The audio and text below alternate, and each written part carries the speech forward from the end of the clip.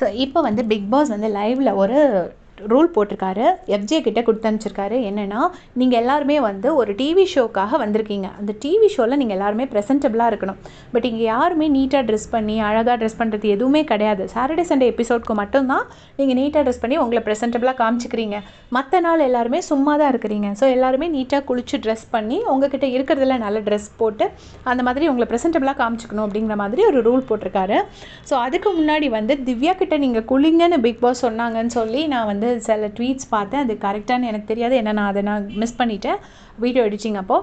So அது வந்து சொன்னாங்களான்னு தெரிஞ்சதுன்னா மறக்காமல் கமெண்ட்ஸில் சொல்லுங்கள். அதுக்கப்புறமா என்னாச்சு அப்படின்னு பார்த்தீங்கன்னா, விக்ரம் வந்து சொல்லியிருப்பார் போல இருக்குது, பிரஜன் அண்ட் சாண்ட்ரா வந்து ஒரு கப்பலாகவே விளையாடுறாங்க, சேர்ந்தே விளையாடுறாங்க அப்படிங்கிற மாதிரி ஒரு அலிகேஷன் வச்சுருந்துருக்காரு.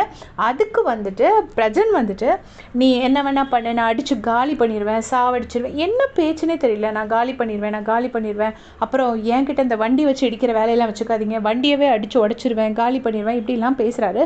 லிட்டரலாக ரவுடிசம் பண்ணுறாரு. சரி, அது கூட பரவாயில்ல, நம்ம ஏற்றுக்கலாம். அப்புறம் சாட்டர்டே சேது வருவான் பார்த்துக்கலாம் அப்படிங்கிறாரு. ஒரு ஹோஸ்ட்டை வந்து அந்த மாதிரி வந்து ரெஸ்பெக்ட் இல்லாமல் பேசக்கூடாது.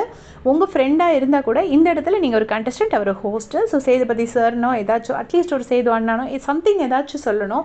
அவர் அந்த மாதிரி பேசலை.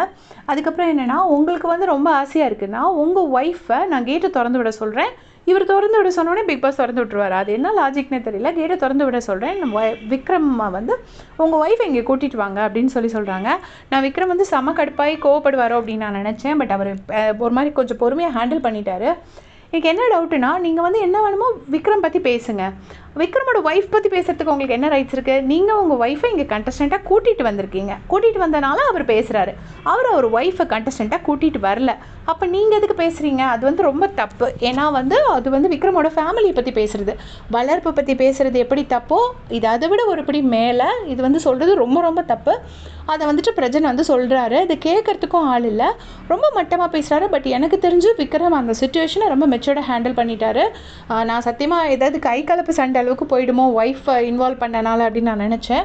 அப்புறம் வந்துட்டு விக்ரம் வந்து சுபிக்ஷா கிட்ட சொல்கிறாரு, பரவாயில்ல என்ன வேணால் சொல்லிட்டு போகிறான், வெளியில் போனதுக்கப்புறம் மேபி நாங்கள் ஃப்ரெண்ட்ஸாக தான் இருப்போம், ஏன்னா ஃபேமிலி எங்களுக்கு தெரிஞ்சவங்க தான் அப்படின்னு சொல்லிட்டு அவர் அதை ஈஸியாக சொல்லிட்டாரு. பட் இந்த மாதிரி நான் உங்களை வார்னிங் கொடுக்குறேன், நான் உங்களை வார்ன் பண்ணுறேன் அப்படின்லாம் பிரஜன் பேசுகிறாரு.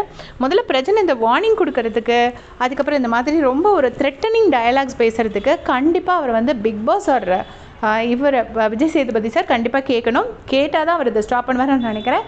எது எப்படி இருந்தாலும் விக்ரமோட ஒய்ஃபுங்கிற அந்த பேர் எடுத்ததே ரொம்ப ரொம்ப தப்பு. உங்களுடைய கமெண்ட்ஸை சொல்லுங்கள்.